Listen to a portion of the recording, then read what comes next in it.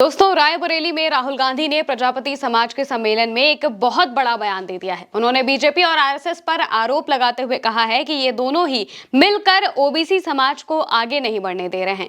भाजपा और आरएसएस को निशाने पर लेते हुए नेता प्रतिपक्ष ने कहा, देश में 90% आबादी ओबीसी, दलित और आदिवासियों की है, लेकिन ये भाजपा आरएसएस के लोग नहीं चाहते हैं कि ये कभी आगे बढ़े। ये चाहते हैं कि दलित वहीं पर रहे, अंबानी जहां है वहीं पर रहे। प्रधानमंत्री मोदी खुद ओबीसी हैं, लेकिन जाति जनगणना पर कुछ नहीं बोलते। मैंने संसद में इस पर सवाल किया तो वो 1.5 घंटे तक भाषण देते रहे, लेकिन जाति जनगणना पर एक भी शब्द नहीं बोले।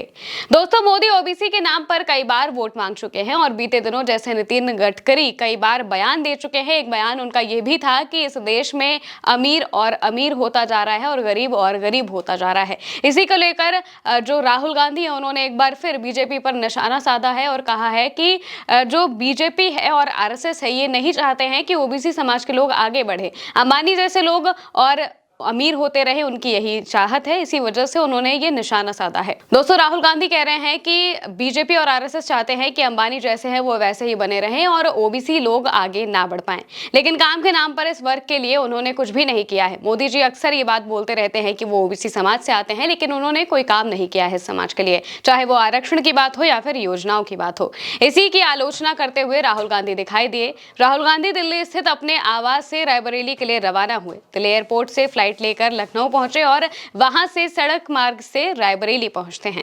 रास्ते में राहुल गांधी के काफिले को बीजेपी के मंत्री ने रोकने की कोशिश भी की।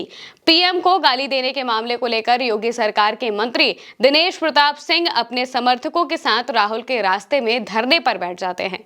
राहुल वापस जाओ के नारे लगाते हैं। विरोध प्रदर्शन के चलते राहुल का काफिला करीब 1 किलोमीटर पहले ही रोक दिया गया था। दिनेश प्रताप सिंह वही हैं जो 2024 के चुनाव में राहुल के खिलाफ खड़े हुए थे लोकसभा चुनाव में, और उन्हें हार का सामना करना पड़ा था।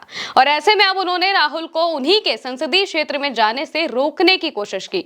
सांसद और नेता प्रतिपक्ष का काफिला रोकना सुरक्षा में चूक की तरफ से भी इशारा करता है। पुलिस मंत्री दिनेश सिंह को उठाने पहुंची तो भाजपा कार्यकर्ताओं के साथ धक्का मुक्की भी हुई। इस दौरान राहुल का काफिला 5 मिनट तक रुका रहा। राहुल गांधी ने कहा, कर्नाटक विधानसभा चुनाव में 1 लाख फर्जी वोटर बनाए गए थे जिनकी रिपोर्ट मांगी गई। इलेक्शन कमीशन आज तक रिपोर्ट नहीं दे पाया। भाजपा सरकार इलेक्शन कमीशन के माध्यम से लगातार चुनाव में वोट चोरी का काम कर रही है। अगर इसी तरह चलता रहा तो देश की पूरी राजनीति समाप्त हो जाएगी। आपके पूरे हक को नरेंद्र मोदी जी अडानी और अंबानी को देना चाहते हैं। प्रधानमंत्री नरेंद्र मोदी अडानी और अंबानी की पूरी तरीके से मदद करते हैं और आपका जो हक है उसे लगातार अडानी अंबानी को दे रहे हैं।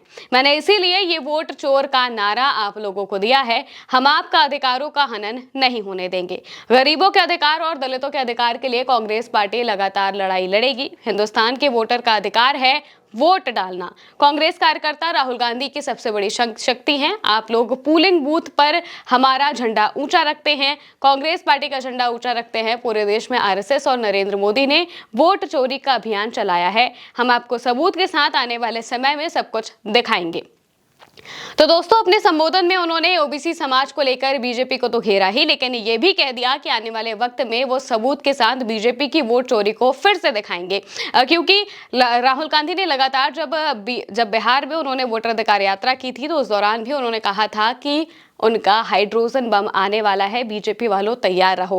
और इस बार भी उन्होंने इसी बात का जिक्र किया है। प्रजापति समाज के सम्मेलन में उन्होंने कहा है कि आने वाले वक्त में वो और सबूत दिखाएंगे वोट चोरी को लेकर, जो बीजेपी और आरएसएस मिलकर लगातार कर रही है। इसके खिलाफ वो पूरी तरह से मुखर है और इसी वोट चोरी के मामले की वजह से ही जो बीजेपी के लोग हैं वो बहुत ज्यादा तिलमिलाए हुए हैं और राहुल गांधी को लेकर जो मुद्दा है वोट चोरी का, इस मुद्दे को भटकाने की भी लगातार कोशिशें करते रहते हैं और इसी वजह से उनका काफिला भी रोकने की कोशिश की गई थी, जो कि पूरी तरह से नाकाम हो गई थी।